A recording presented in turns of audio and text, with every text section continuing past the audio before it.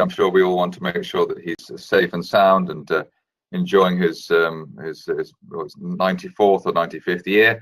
The perhaps more important is the top market there at the top of the screen, if you can see it. But Bitcoin just toying with its 50-day moving average at 69.30. It's currently 69.22, and it's been up and down either side of that. I think the fork for Bitcoin comes tomorrow, so it's going to be a photo finish, I think, in terms of whether it can be above or below the 7,000 level at the moment. Although at the moment it looks as though it's doing what Bitcoin always does, or normally does, which is go straight down and then straight back again, up again, with no retest at all. And I think I did like the analysis yesterday, where we were reminded that Bitcoin manages to come up with 30 to 40% retracements off the peak, just to keep people on their toes. So I think that is the most important aspect there. As far as the market's concerned, I think I'm sure we'll be going through with Russell Jones about Carillion, with the contract that it's managed to win today. I'm trying to see where it is on the list here, but basically a contract win of sizable proportions. And then as far as the news, a couple of stories that are noteworthy today. AstraZeneca got the thumbs up from the FDA on its asthma drug, and rather amazingly, GoCompare has rejected a £460 million takeover bid by Zoopla. So you can't imagine how much they were actually looking for. But just a quick look also at the markets. The pound bounced off its roughly off its pivot level just in the last hour or so, and that's at 131.42. Right, yes, around that level. I suggested yesterday that the pivot levels give a good structure on, or can give a good structure on where the market's going. This is a 50-minute chart of cable. We bounced off that resistance according to the pivot method, 132.08. So we'll see how that pans out. But obviously, yesterday's peak through the 132, the 132 zone, quite important. Other markets today. Just going to go back to that. Just the window that we have, slightly weaker on the DAX there, coming back down still from the peaks of recent days. So we've got we're back below the 13,000 level by some amount there. Support broken there at 129.78. So those are probably the highlights of the moment. Back to you, Simon. Thank you, Zach. That's great. Okay, so a good sum up already. One, we've got a nice crowd in the room. We've got several speakers. Now, I think we'll go first to Richard Muller, if that's okay. We were expecting to go to Carol first, but I think until if she shows up, we can go back to her. But let's cross to Richard Muller first. Taking Richard's microphone off mute. Good morning. Good morning. Good morning, Richard. How are you? It's Simon here. Fine, thanks. Welcome to the show. Are you okay for me to transfer the presenter to you? Yes, thank you very much.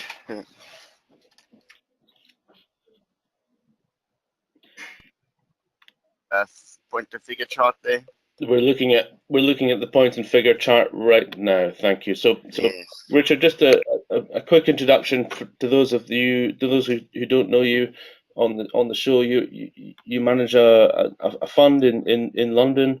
Yeah, I run a small proprietary trading firm. A small firm. I do a lot of proprietary trading as well as algorithmic trading development and research. I spend a lot of time trying to find new strategies that one can quantify into a automated trading system, so to speak.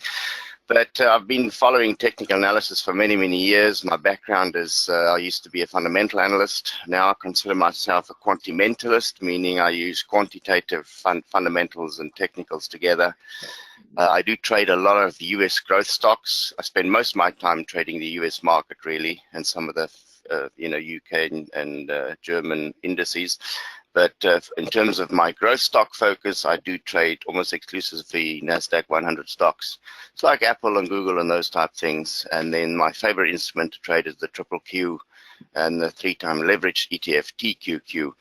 So 70% US, 30% European and UK and global. Basically, that's kind of the split of my knowledge.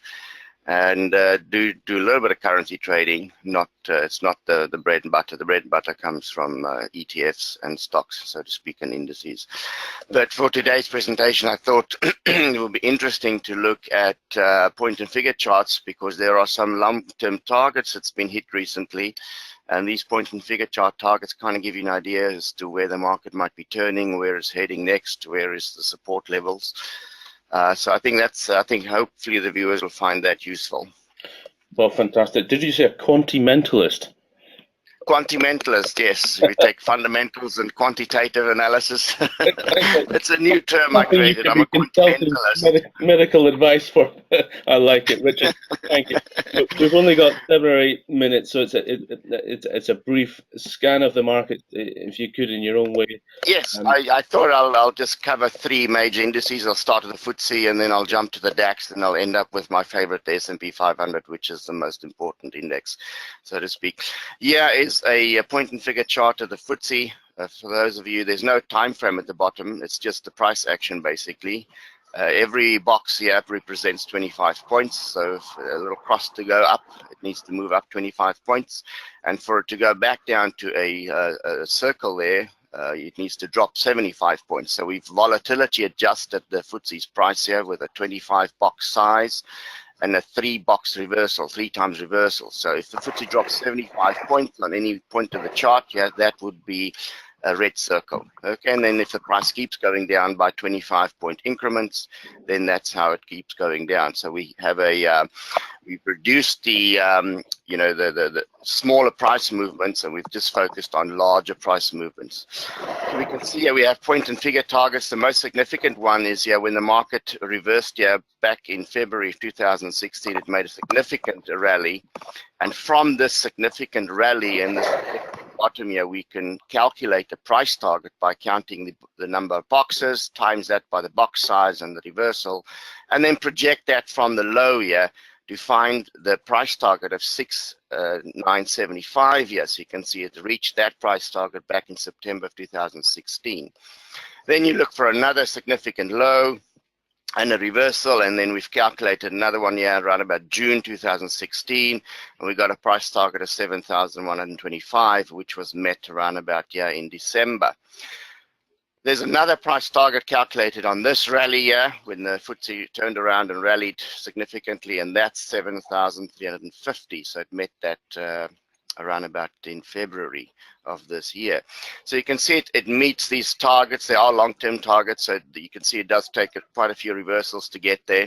There's a really massive one at 8,200, but I doubt very much if it'll get there. For that target, for the FTSE to get to that target, it will need to be activated. And what I mean by activated, it needs to make a little cross over here, break past that resistance there of 7,500. So it needs to break past there, and then it will activate that target, which is calculated on this price action move here. All right. Over the medium term, Richard, sorry. Yeah, Richard, you're going through this very smoothly. I mean, obviously you talk about, you're a quantimentalist, so you've got the technicals and you've got the fundamentals there. But how easy is it to trade with emotions? Because emotions are the third force in trading, aren't they? Yeah, it's. I've been trying to, because my background initially came from fundamental analysis, purely fundamentals, and then you would interview company management and things like that, and have an overview. So I started from a stock perspective. I use a lot of quantitative ratio analysis of the financials. So I try and strip out the emotional side of the investment decision. Okay, you see a lot of price momentum, coming through in the volume, for example, where people, the emotions start driving in their volume. But in terms of point and figure charting, we focus only on price here, which is the beauty. It's almost like it's a clinically clean analysis of the price action. There's no time frame at the bottom. So price moves up. If it keeps going up, you'll see more X's going up on the chart, and you just follow that trend when you trade. I hope that answers it. It's not quite easy, quantifying in motion in the market, because people can be over optimistic about things and overly pessimistic about things, and that translates into the volume when that comes through on the index. I hope that answers the question. Just a quick one. Yeah, quick one. Yeah, we are. The FTSE did make a significant reversal to the downside after hitting that resistance area there. So we are in a short-term downtrend based on the point and figure chart, and we're going to look at these support levels here. You can see these old highs here will be a support level. But more importantly, if I calculate a downside target based on that price movement, I get to about 7,250. Yeah, 7,250. So you can see that's the short-term target for the market. Could sell off back down to that level. There's a slightly longer shorter sell-off target, which comes from this price movement back down here at 6,975. Now, for that to be activated, the FTSE needs to break past that resistance, that low there, 7,200. So if it breaks past 7,200, it activates that downside target. It just gives you a flavor as to where we are right now. We are at significant resistance. So if the FTSE breaks past that level, 7,500 there, it's going to go for a nice pop. Otherwise, we are going to head down into into the new year, back down to these key levels. So watch it very closely. If we see a little X there, coming up from there now, the FTSE makes a 75-point reversal to the upside, then that confirms a new uptrend, and then you can trade according to that. Right, I'd like to go on to the next one. My voice is going, sorry. I look at for those of you that trade the DAX, very interestingly, yeah, we had a couple of significant price targets. This 12,100 comes from last year, July. That was met there. This December one, this rally here came, and then that target's much, much higher. It's 14,300. Not too far from that, but still a way to go. And then, yeah, February 2017, this zone here got a 13,800 target. So we eventually, not a few hundred points from that one, but we've made a reversal here to the downside. So the short-term weakness in the DAX, and it can last up to about 12,855. It's going to complete a 50% retracement here, and then be on the lookout for a 150-point reversal to the upside will signify a new uptrend. Okay, so for the DAX, a 50 by 3 point and figure chart, you just need to look for a 150-point move to the upside will indicate a short-term uptrend has started. But currently, it's still moving down. It's still confirmed in a downtrend based on the point and figure. Okay. And now the last one, if we've still got time, S&P 500, fantastic chart. It's been a strong performer. This June 2016 rally, we could calculate the point and figure chart as soon as made that reversal. The target here was 2,515, and it recently got to that level. So you can see it made a very, very long-term target. And there's some other interim targets as well, 2,625. There's a cluster of targets here, so we'll probably get to this by the end of the year. It's currently still in an uptrend. Just watch out if we have a 15-point reversal to the downside, then it can start printing a little circle there, and then it means we're going down short term. But currently, it's still holding up from a point and figure chart perspective. The box size for this chart is 5 by 3, which means a significant price move is 5 points for the S&P, and a significant reversal is 15 points. So if it drops 15 points, then it'll make a little circle there, and we're going down. If it makes a little X, another 5-point rally, it'll keep going up. These are 5-point increments all the time. So what's interesting, we've met a few high-profile targets. There's a few shorter-term ones from all these they call upward thrusting from point and figure chart perspective. So we met a few targets here. You can see this green one is up there. There's a gray one up there, which we also recently met. So we could assume that the market will go through some consolidation after meeting all these targets to the upside. So be on the lookout for that when those reversals occur. But so far, S&P 500 is in good shape. The DAX is not in good shape, and the FTSE is also a bit struggling a little bit. Okay, so a slightly mixed picture as opposed to the bonanza that we've had for most of the year. But I presume this could be the calm before the year-end rally. Yes, I think we I think the S&P is about 9 points down at the moment from that. So if it has a brief correction, it could come back down to that level and then rally from there. But I think we will see this target probably after the year-end rally, the upside target. The DAX are most likely going to come here and make a reversal. 12,865, that zone there. And then the FTSE will most likely find support here at these lows here, this area. That is a 45 degrees supposed to be trend line, so that you watch out for the FTSE to come back at support at these levels. But watch out, the downside is between 250 and 300. That could be a support zone for the FTSE for a year-end rally. Okay, well, we'll watch for that. Richard Muller, thank you very much indeed. Thank you very much. Thank you.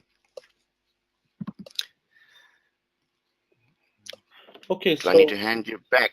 Thank you very much. Yeah, Zach, we'll put the screen back to you. The presenter. Yeah, just want to go through some of the stocks. The FTSE 100 get a more timely time than normal. FTSE 100, Vodafone still rampant after yesterday's update. So the rather simple, strong fundamental message about the year guidance pushing the shares through 230. Quite a lot of resistance there. I think we saw on the daily chart. We noted on the daily chart yesterday. Let's just have a look at where we are today, and quite a key zone there. I came up with a rather optimistic target of 250 yesterday, but looks slightly more doable now. Maybe end of day close above 230 today would be a decent trigger for those who are feeling a bit cautious. Otherwise, on the FTSE leaders and laggards, Antofagasta on the way down, as is EasyJet, but mostly we're either static or to the upside at this stage. Tesco, I think, is probably still following on from yesterday's move to the upside on the Booker news. So really continuing quite well on in terms of yesterday's news flow. Also wanted to look at the other movers of the day. Interesting chart. They're one of the most active volume stocks, Prospects Oil and Gas, which some of you who follow the minnows, as I do, may remember. Here, I see it's an extraordinary chart, actually. Extended saucer pattern there since the beginning of the year. You can see that shallow saucer just breaking through the 200-day moving average last month and pushing on higher now. So this, I don't think I've ever seen such an extended base, which is obviously promising quite a lot on the upside. Could be 1.5 pence over the next 3 to 6 months, but that is extraordinary. That slow turnaround, slower the turnaround, the better the subsequent move can potentially be, according to technical rules. Further up the market, Premier Foods leading the way on the upside. Have a look at that as well. See where we are in this situation.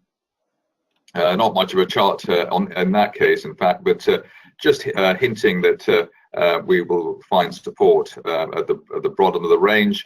Another stock there which caught my eye, Pantheon Resources, which I know a lot of private investors were into. That's finally broken and up above its 200-day moving average at 61 pence. My normal rule in terms of confirmation on these things is where the whole day's price action is above the 200-day line, then you can say that the trend has changed from bearish to bullish. So today could be the day. If it is, we're looking at a potential return back towards the 100 pence area over the next few months. And I think the other point to note there is actually this gap through the 50-day moving average, which was I think about a week ago, in fact, an island gap around that 50-day line. So looks as though maybe Pantheon is back in business after a long time in the wilderness. So those are my initial equities highlights, Simon. Great. Zach, thank you for that. Now, I'm pleased to say that Carol Harmer has joined us in the room, and we're going to cross to her for a few minutes, get a look at the markets. So I'm taking Carol's microphone off mute. Good morning, Carol. Good morning, Simon. Good morning, everybody. Good morning. It's good to hear your voice. Good morning. Thank you for joining us. Zach's also on the line. Are you okay for us to cross to your screen? Just a few minutes, have a look at the charts? Yeah, for sure. Fantastic. Okay, so you should be sent a little button to press and share your screen. Okay, have you got it? It's might just take a second or two. There we go. Fabulous. Okay, so we're looking at the trading view screen at the moment. That's right. Yeah. Well, Okay. thank you for joining us. Yes. Just in case, again, we've got a community on in the room. They probably have heard of you, Carol. Of course, we've been around and well known for as a technical analyst. You've taught on many of the trading floors over the years, including the sort of Life Exchange, and when it was still pit trading, I believe back in the 80s. And now you run a live trading room and do mentoring. So it's great to have you on board. It was 1982 when I started. Oh, the good old days. Wonderful. Yes, indeed. Well, this is a new event. We're doing a daily 1 hour show where we're inviting our guests to give us their insights to the live markets, what's happening in the main indices and the main forex pairs. So we've only got sort of 5 or 6 minutes just to have a quick resume, if that's okay with you. So I'll hand over to you. Okay. Quickly. We're looking at the FTSE because everybody else is looking at the FTSE, and the FTSE is actually moving. Now, if you can see back in April, we made this high here of 75.97. Okay, we came down, we've gone up, and we've double topped on the weekly charts at this area. Just, I mean, a complete, textbook double top. Now, where it sidestepped a lot of people is they weren't looking at the yearly chart. I've got this weekly one up in front of you. So markets do return, or they try, let's hope cable don't do the same thing, they try to return to either the yearly highs or lows. Now, we've tested the highs, and therefore, thus, we are expecting the market to come down and test the yearly lows. And if you can see them, they are around here, 70, 89, 85 area. Now, this is all very, very important, because if we do complete this double top, and I see no reason why we can't do it, we have got a measured target on FTSE of 6,800. Now, the clue will be on a break of 72. That's going to be the big support area that all the traders are looking at. And I can see no reason why we can't sell any short-term strength that we see. Now, this is going to be between 74.35 and 74.55 now. We're not even looking at it going back above 7,500. I think the next move is going to be lower, and a lot lower. And the reason is market sentiment is changing, and the fundamentals will follow the price action. You have to look at the price action first, and you can see quite clearly the market's dropped. And then you look at, where the objective is, 7,200 to start with. And then the fundamentals will kick in. I don't know what they are because I don't look at them. And then you see the market gather momentum. Now, we have seen that you're in a non-buy dip scenario now. You're now in a sell rally scenario. I hope you can all understand that. You can. I think we can, Carol. I mean, it's a big target there for the FTSE on the downside that you mentioned, and it's a clear setup from anyone who knows their charts, which I do a little bit. I think the only thing there is, I suppose, what would be the fundamental thing to get this market to break down? Maybe the Prime Minister resigning, but maybe I should take it up.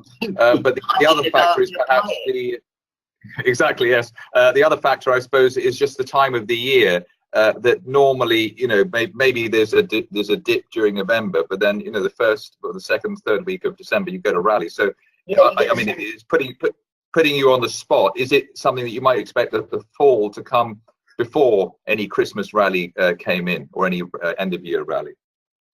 No, not really. I think, well, we haven't got long now before the end of year. And don't forget, the end of year really is around the 18th of December, when the futures go off the board. Yeah. And then we start trading March. So, we do have a Santa rally. But, I mean, between now and you could talk about a month's time, you could actually see it below 7,200, and the Santa rally will take it back up to what, 74. So, and don't forget, for the past few years, you've been in a, well, since 2009, really, the FTSE's been going up. But if you look at what we've done, even in the last 2 years, you've had no real downside move. You just haven't. And I think the market is ready for it now, because I haven't seen a top in formation like this for a long time in FTSE. And don't forget, this has taken 8 months to form. So what I normally say is, however long it takes for a pattern to form, it can take half the time for it to fall. So, you know, bear markets will always go down quicker than bull markets. Don't ask me. It's just one of those things. And I think it's because the market doesn't like to be caught long, if you like. And it's a self-fulfilling thing. So yeah, I can see the FTSE down at 7,200 very, very quickly, and even 6,800 very, very quickly. So I don't think we're going to get a move up until it's gone down quite a bit from here. Because that is good. That's good news for the bears, because obviously all year they've been struggling with, you know, they're trying to sell strength and it just goes to a new high. So it's been a real problem. It's been a nightmare, hasn't it? It's been a complete nightmare, and I've stayed out of FTSE quite a bit because, you know, it has been a difficult market to trade if you're a seller. Being technical, you know, I don't care if the market goes up, down or sideways, you can still trade them. But I haven't wanted to sell FTSE until now. You know, we're short, we've been short from 75.80, and we've added to it below 74.75. And I'm quite happy to run it, you know, because I would use trailing stops. So these are the sort of patterns good technical traders will be looking for, because you can see there, it's blatantly obvious, hey, we've got a top. Now, the trouble came when you couldn't find anybody on my group who wanted to sell it, because it wasn't in their psyche to sell, because they have been absolutely buried this year. But now, you know, it was the time to sell, because you always sell a double top. Doubles hold, triples very rarely do. So, you know, it was easy for me to go in and sell it at those higher levels, because I knew I had the April highs to protect me. And if it had gone above 76.15, you're in for you know, it's a very small loss.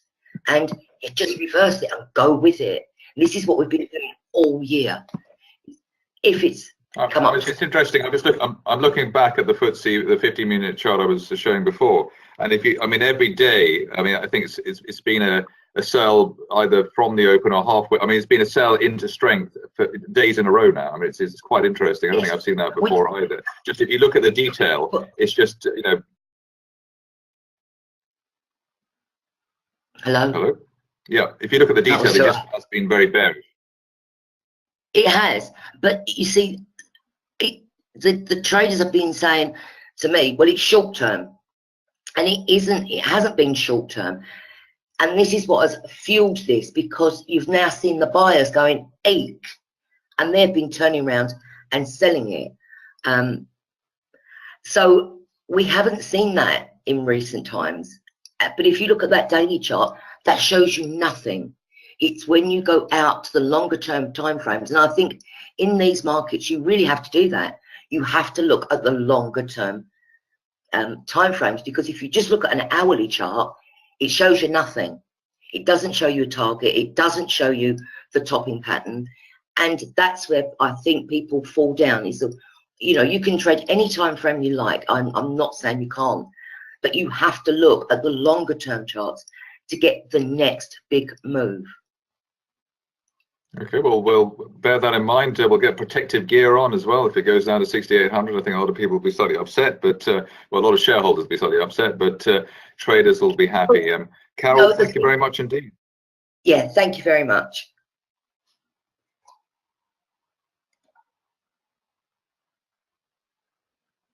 Over to you, Simon. Okay, Zach, thank you very much. Thank you, Carol, as well, for joining us. Lovely to hear your voice, and look forward to seeing you again soon. Okay. Thank you. Zach, Hi. now we have several guests lining up in the room, which is great. I think our slot next, I have Jay Lacani, who is the founder of the Bindal FX indicator. Jay is going to give us a review of the FX markets. If you're happy for me to cross to him now, we will release the microphone, and I can see that Jay's in the room. Good morning, Jay. Hi, good morning, Simon. Good morning, Zach, and good morning, traders. Hope you guys are well. Good morning. Good to have you. Thank you for joining. Shall we go quickly to your screen and do the screen share so that we can see the charts? As I said, this is Jay Lacani speaking from the Bindal FX. Okay, are you able to see my screen, Simon? We're looking at the we're looking at the 9 charts at the moment. So on the ETX thing. So what are we looking at? Brilliant. Okay, excellent, guys. Well, Simon says my name is Jay Lacani from Bindal FX, and as you can see from my chart here, I tend to focus a lot on these 9 charts, which obviously can make you an awful lot of money. I'm of the view that you don't need to look at zillions of charts or zillions of stocks. And I've sort of like picked up the key movers. Some of the charts which I tend to trade very regularly is the German DAX, which you can see here, euro dollar, and of course the US 30 Wall Street. Now, what you see here are all 1-minute charts, and that's I tend to use it for my intraday scalping. And in addition to that, the Bindal Momentum Indicator will also be looking at swing trading. So I'll just sort of go through the components of this proprietary Bindal Momentum Indicator. What you see at the bottom is the 4 bars, B1 to B4. Now here I'm actually taking a top-down approach. So for intraday, I'm looking at the 1-minute chart, 5-minute chart, 15-minute chart, and hourly chart. So if I'm really looking at scalping, I really don't need to look at the weekly, monthly, the daily charts. May quickly have a look at the 4-hourly charts, but for quick in and out, just this top-down analysis is good. But as I mentioned, is because the system is doing all the work for me, I do not need to, like here, go and have a look at the 15-minute or 5 and 1 minute, because the system here has done the work for me. It's looking at the price action, it's looking at technical analysis, i.e. the chart setup, it's looking at, for example, the divergences, be it on MACD or RSI, and the algo is putting everything together and putting it all in one place. So for me to go long, I need to see all the bars here green. That's going to be a very good low risk, high probability trade. And in addition to the BMI indicators, the horizontal straight lines here are unique Bindal pivot points, and they act on as very strong support and resistance levels. And often, as you can see, when you see these pivot levels break, you can see a very nice move. So here we're looking at the chart on euro dollar. As you can see, that's a 1-minute chart. And first thing this morning, you had a nice long setup here. B1 to B4 are all green. The trigger line here has changed from red to green, and then you get break off the pivots. So this was a very nice move to the upside. It is still long and nearly 40 pips there. Now, as part of my style of trading is I don't have any expectations from the market. I trade what I see. And the indicators are simply price action based. So I don't try and forecast the market. If the market wants to go up, I'm happy to trade on the long side. If the market wants to go down, I'm happy to trade on the south, on the downside. I'll give you a good example here. This is yesterday. I'm in Wall Street, and this was a trade which I shared live in my trading broadcast with all my members. And I tend to trade the 1, 2, 3 setups with the confluences of indicators. So here on Wall Street, all the bars are red. I have a good 1, 2, 3 setup. The trigger line is red. And as you can see, the price action is below all these pivot points, right? The green, the magenta, the yellow. So basically, it's a very, very, very bearish chart. And that generated a move of 100 pips.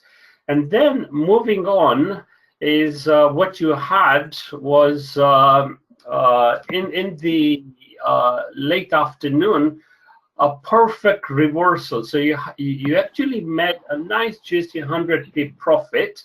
And then we had another nice long setup, which in this case was slightly a bit of an aggressive one, because at that stage, B1 and B2 were bullish, although B3 and B4 were bearish. But as I said, when you got some confluences of indicators, so again, this was a live trade I'd actually shared in my live trading room broadcast. And, you know, guys banked 100 pips to the downside and 100 pips to the upside. So this is what I mean when I say is, look, I don't care what happens to the market. I don't try and forecast the market. I just trade the price action. Let's go through one of my favorite charts, which is the German DAX.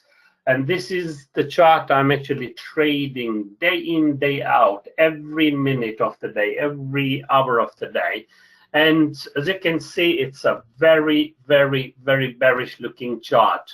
Again, it fired a brilliant short signal first thing in the morning. And as you can see, these pivot points, as I said, these are not the normal pivots you see on the charts. These are unique proprietary pivot points. And once I find this support or resistances there, I like to trade in the direction. So here, I look for confluences of indicators. Okay, what is the BMI indicator? All 4 of them are red. Yes, I'm looking for short. What is the Bindle trigger doing? It is red. I'm looking for short. Okay, what else? What are the other reasons? I've got resistance at the yellow pivot. In this case, that's my pivot number 2. And subsequently, the pivot number 5 breaks and down she goes. Now, this here, what I've just explained is the scalping side of it. I'll quickly go and go through the swing trading. So here on the swing trading, as you can see on the bottom left, that is the Bindle M30 swing. So what this indicator here does, this is looking at the 4-hourly chart, and it's looking at the daily chart. And I'm using the 30-minute for entry. This is for my swing trading. And on DAX, as you can see, it's a very, very bearish looking chart.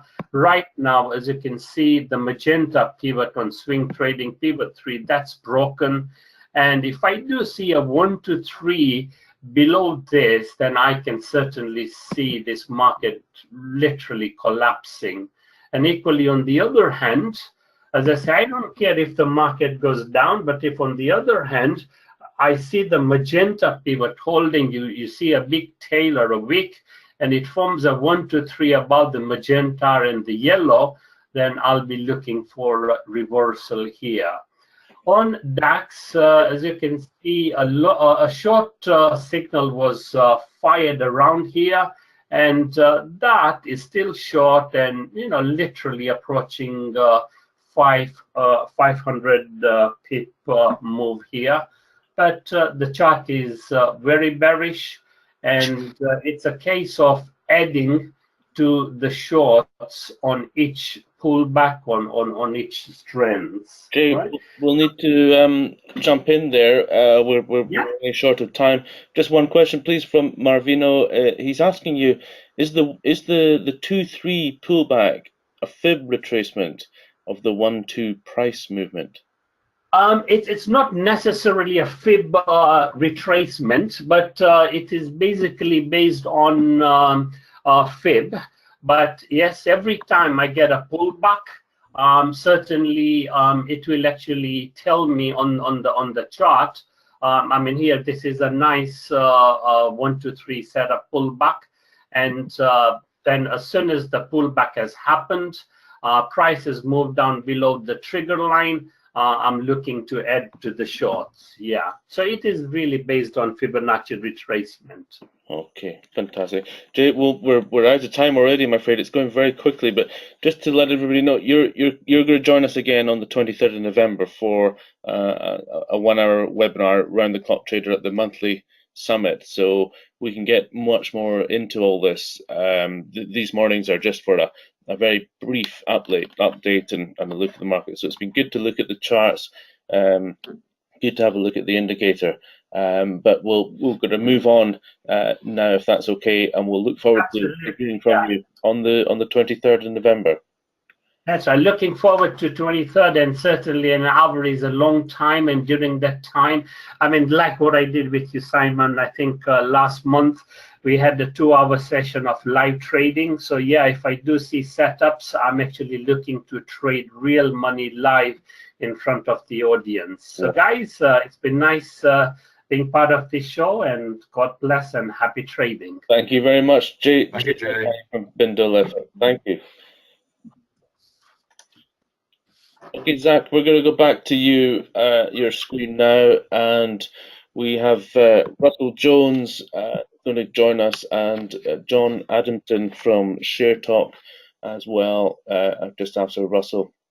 So we're going to go back to the stock markets. Let's bring, first of all, Russell in.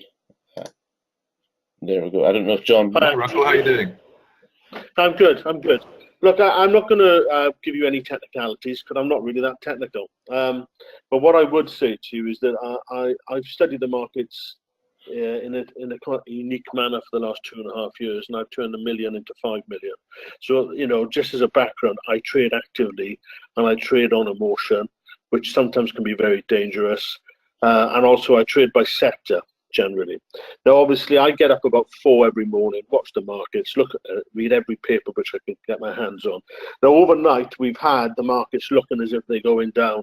I have to agree with Carol, to be fair, although I'm not technical.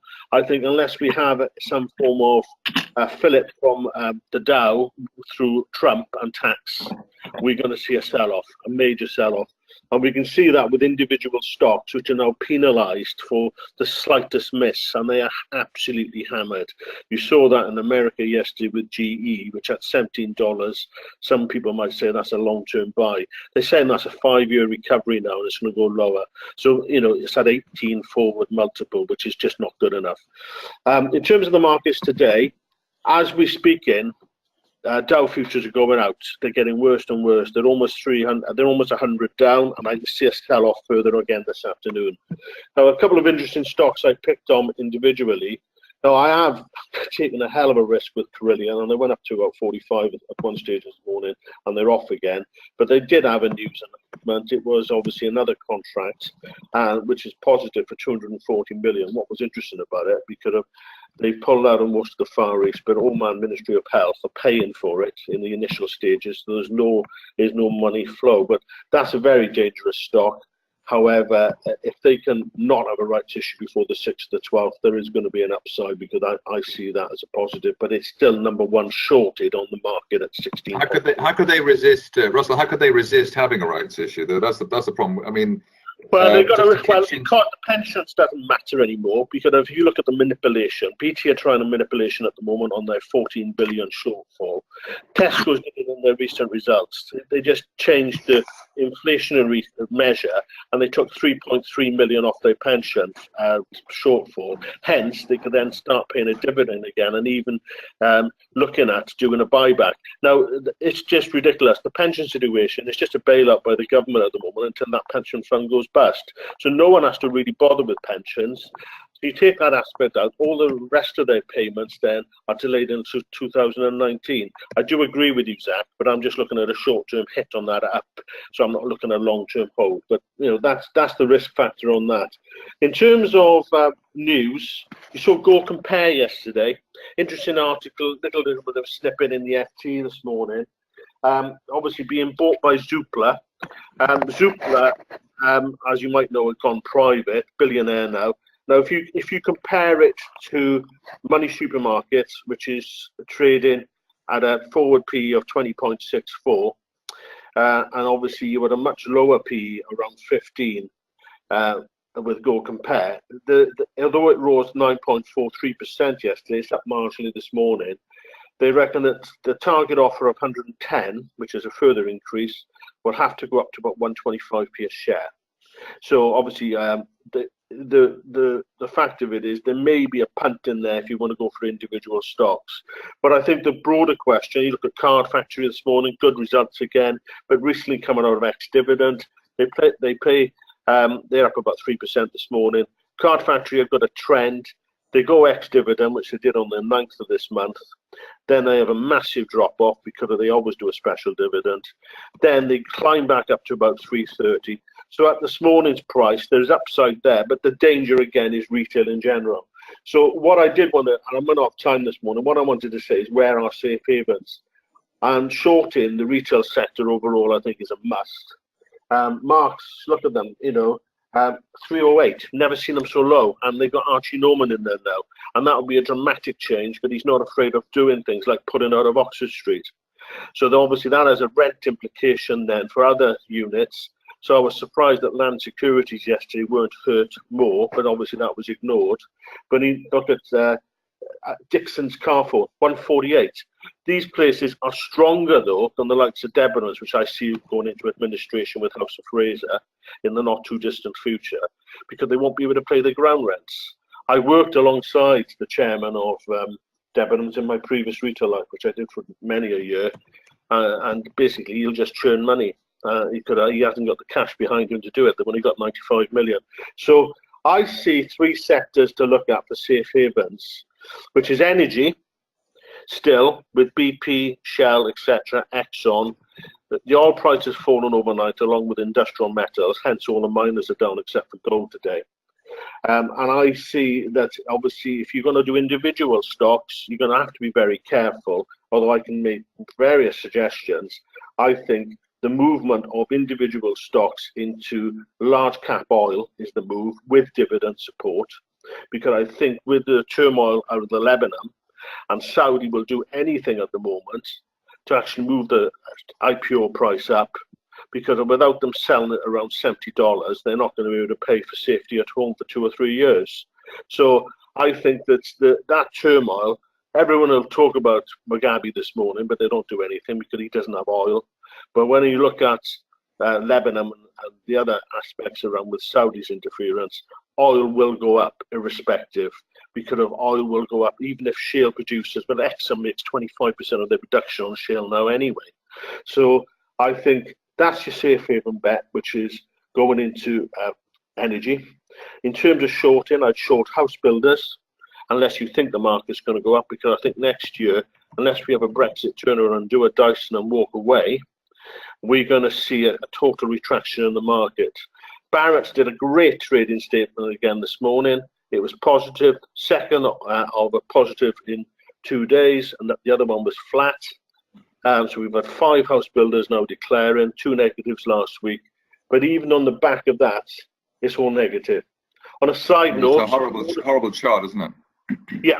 On a side note, Vodafone, yeah, it's a horrible chart because it's constantly going up after the the 23rd of June. But obviously, on saying that, you know, that sector has been fantastic for the market. But how can it continue when over 40% of UK property is being discounted currently? Sales are on the floor. The likes of Foxton is a short. If I don't do short, but you know, I'd short that through the floor. So you basically got a situation. Purple bricks had a great run up to almost £5. That, but you know, they are positive in nature because they're in Australia and they're in America as well. When you look at Australia, if you ever stream rugby and sports from Aussie, they've got great adverts running all the time there.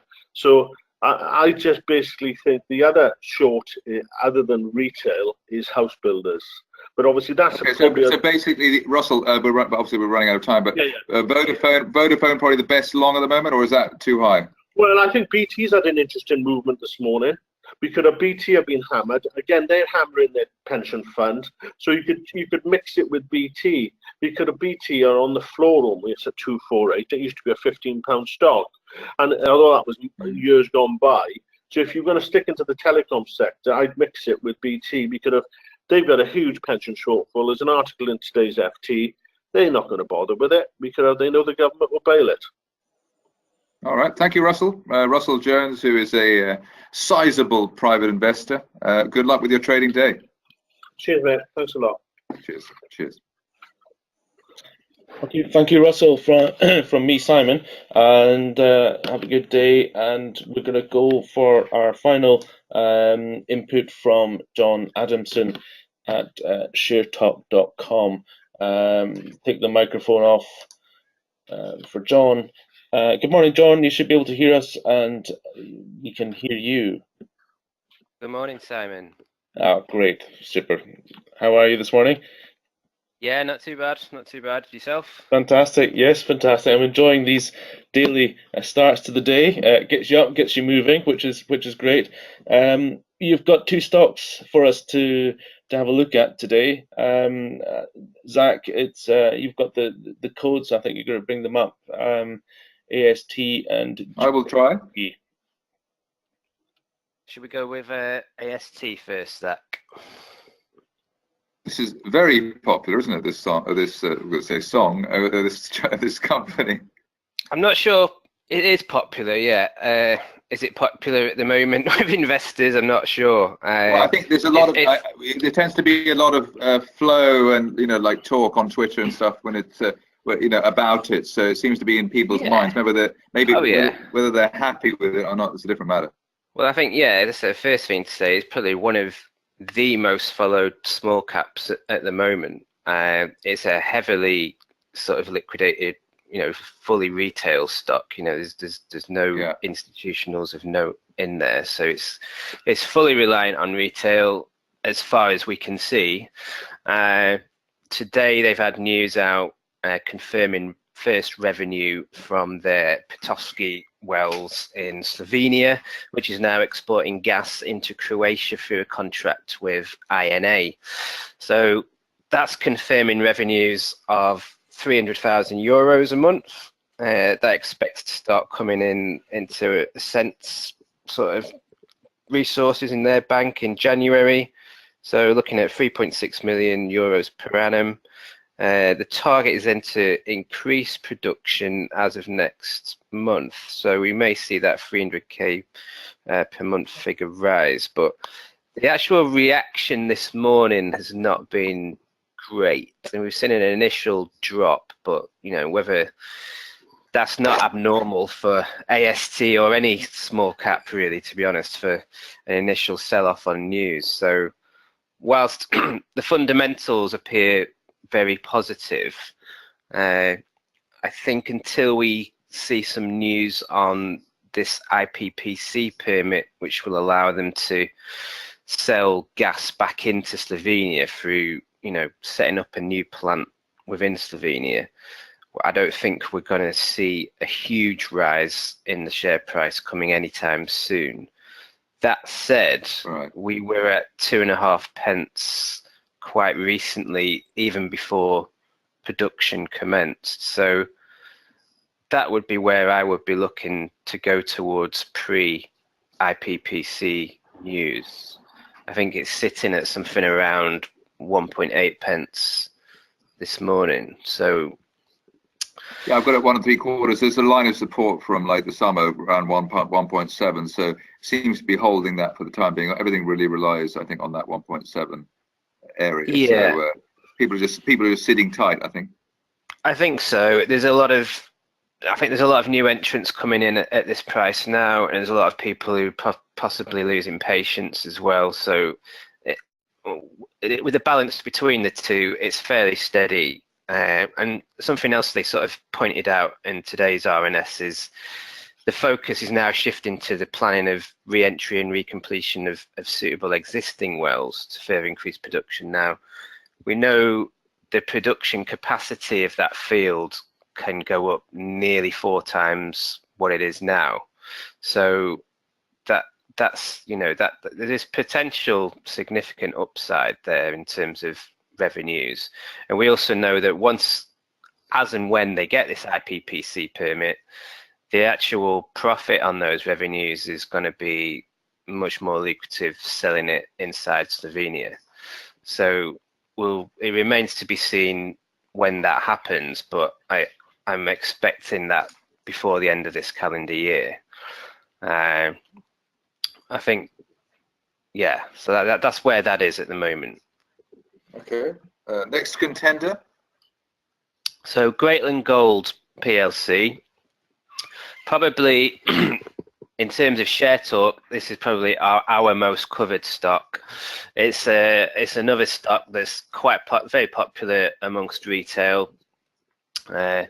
Only real significant shareholder you would probably put out there would be Starvest, who's another AIM listed entity. SVE is the ticker for Starvest for anyone who wants to have a look. Callum Baxter, who's a geologist man at the head of Starvest, is also director on the board of Greatland Gold. So where Greatland Gold is at the moment is they've got a 6-month exclusivity deal with major gold producer Newmont Mining. So a subsidiary of Newmont Mining, Newmont Exploration, entered into this heads of terms agreement 6 months ago, which is an exclusivity agreement giving them first option on a JV or buyout of their Ernest Giles project, Greatland Gold's 100% owned Ernest Giles gold project. Since the exclusivity agreement was announced, Greatland put out news to the market that after recent surveys, it was potentially the most significant gold province found globally in the last 10 to 20 years. Backed up by some, geological evidence, but not many commentators I've noted have been on record to say that they've not seen as much data as they would like to prove that up. So we know Newmont in the background. Gas, isn't it? Well, more data than that. Potentially. I mean, they've I mean, UKOG have obviously had news out this morning about the financing moving forward quite significantly there, and I think you'll probably see data coming out of UKOG in the next couple of months to confirm what is or isn't there. I know you are, but just for anyone who might not get your sense of view. Yeah, that's everyone, I think. They may want to read today's RNS, so yeah, it may be a pick me up or not for some. But yeah, going back to Greatland, I think you've got a lot of investors hanging on this sort of Newmont deal. Is it going to happen or is it not? Is it going to be announced tomorrow? Nobody knows at the end of the day. I speak to Gervais quite a lot. Gervais Heddle is the CEO, interview him on a regular basis. Gervais is not the kind of guy. He's a very nice guy, but he's a very straight-talking guy. He's probably as straight-talking as any CEO that I've spoke to. But he doesn't give anything away about anything. So who knows what's going to happen? And there may not be any announcement tomorrow, but we'll just have to wait and see with that. But I think the key thing to note is that Ernest Giles is just one of 6 100% owned projects. And the other thing to note, that where they're on the ground doing geological work at the moment, is the Patterson project. So the Patterson project is actually based in, sorry, they are on Patterson, but they're also in Panorama. It's Panorama I want to speak about. Panorama is actually based in the Pilbara region. We've seen a lot of media recently about the gold rush in Pilbara. So we're waiting to see the results of these field operations at Panorama. They will be due this month, I would imagine. Patterson is another project where there's ground gravity surveys going on at the moment. Both of these projects are significantly prospective for the likes of cobalt and gold. So I think any significant finds on either of those could be another boost. And I don't think the share price is wholly reliant on Ernest Giles, as some may say. So fully cashed up, over 4 million in the bank. You've seen a flurry of warrant conversions the last few weeks since this Ernest Giles news has come out. So they're completely cashed up for at least the next year. And I think we're going to see, as Gervais has confirmed recently, we're going to see a lot of activity on all fronts moving forward. The other thing to note, though, is the weather in Australia. We're now getting towards their summer. So groundwork in Australia is probably going to come to a halt within the next month or so, for probably the next quarter. So it's kind of, we're waiting to see what news comes out in the next few weeks, really. And you've obviously got their AGMs coming up on the 30th of November in London for any shareholders that are interested in attending. But it's interesting times at Greatland Gold.